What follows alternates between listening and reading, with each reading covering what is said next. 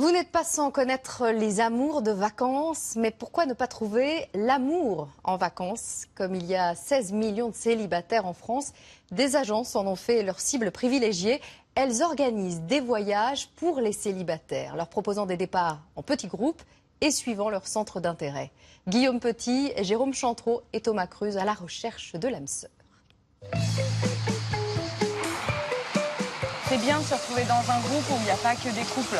Partager des choses, même si on ne connaît pas les gens à la base, ça peut être une bonne expérience. Des couples se sont formés, d'autres ont vécu des vacances un petit peu exceptionnelles. Prenez 5 trentenaires, 3 femmes, 2 hommes, tous célibataires. Et observez comment 1 heure de randonnée en montagne, en plein cœur du Languedoc, peut très vite briser la glace. Les Gorges d'Éric, ça fait un grand canyon comme ça qui remonte dans le Caroux. Donc là, on est au pied du Caroux. Température 30 degrés et baignade pour gommer sa timidité. Ces vacances d'été, Vincent les passe habituellement avec des amis en couple. Ce séjour pour célibataires est une première. Être en vacances avec des amis qui sont en couple, ça change tout, quoi. Ça fait qu'ils réfléchissent à deux. Moi, je suis plus du tout dans cette démarche-là, vu que je suis célibataire en ce moment et que j'ai plutôt envie de profiter, de m'amuser. Des touristes inscrits via une agence de voyage spécialisée. Elles se sont multipliées ces 10 dernières années. Les plus importantes enregistrent une croissance à 2 chiffres. Des programmes sportifs ou culturels par tranche d'âge et pas besoin de payer un supplément solo. Ce que j'aime bien, c'est que je peux voir le profil des gens qui partent, qui s'inscrivent sur le circuit. Et du coup, je suis sûre de me retrouver qu'avec des gens qui sont célibataires. Ils sont 16 millions en France. Les célibataires sont de plus en plus nombreux et assumés.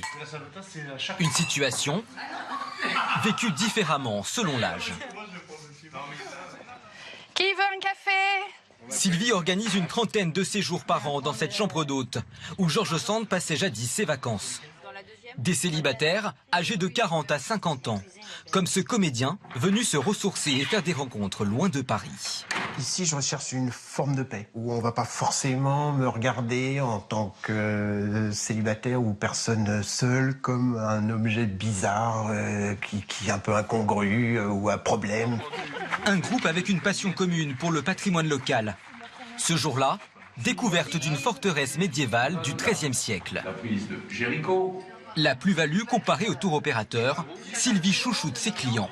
Un solo a besoin de beaucoup plus d'attention qu'un couple qui arrive, parce qu'ils sont déjà à 2 pour s'épauler, alors qu'un solo, il a envie de discuter, il a envie de s'ouvrir à d'autres choses, donc on lui consacre un peu plus de temps.